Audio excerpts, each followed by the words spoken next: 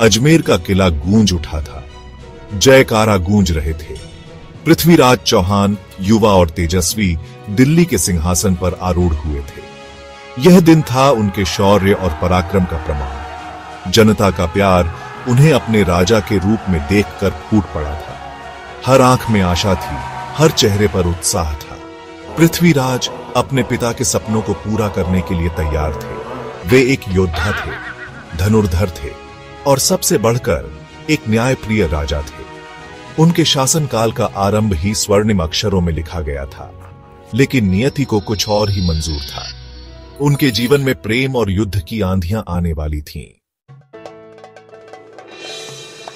दूर कन्नौज में राजकुमारी संयोगिता की खूबसूरती की चर्चाएं आम थीं।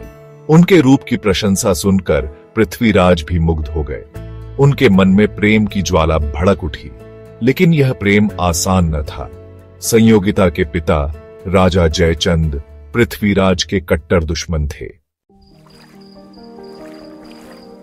राजा जयचंद ने अपनी पुत्री के लिए स्वयंवर का आयोजन किया, लेकिन उन्होंने पृथ्वीराज को अपमानित करने की ठान ली थी। उन्होंने पृथ्वीराज की मूर्ति द्वारपाल के रूप में लगवाई ताकि हर राजा उसे लांघ कर जाए।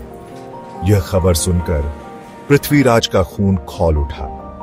उन्होंने संयोगिता को भगाने का निश्चय किया। इसी बीच भारत पर एक नया खतरा मंडरा रहा था।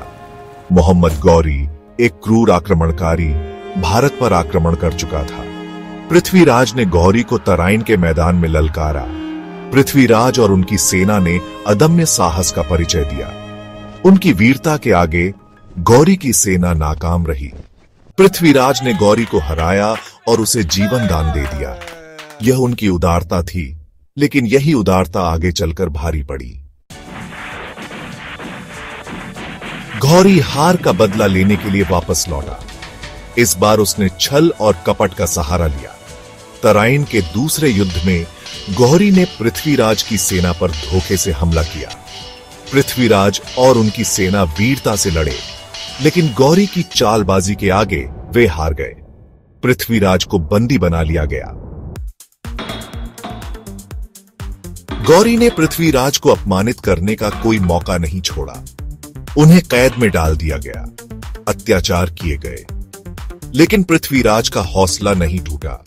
उन्होंने गौरी के आगे घुटने टेकने से इनकार कर दिया। उनका साहस देखकर गौरी और भी क्रोधित हो गया। उसने पृथ्वीराज को मौत की सजा सुना दी। पृथ्वीराज के साथी और राजकवि चांद बरदाई ने गौरी से एक अंतिम इच्छा पूरी करने का निवेदन किया। चांद बरदाई ने गौरी को बताया कि पृथ्वीराज शब्दभेदी बाण चलाने में माहिर हैं। उन्होंने गौरी को चुनौती दी कि वह पृथ्वीराज को एक मौका दे कि वह अपनी इस कला का प्रदर्शन करे। गौरी पृथ्वीराज के कौशल को देखना चाहता था। उसने चांद बरदाई की बात मान ली।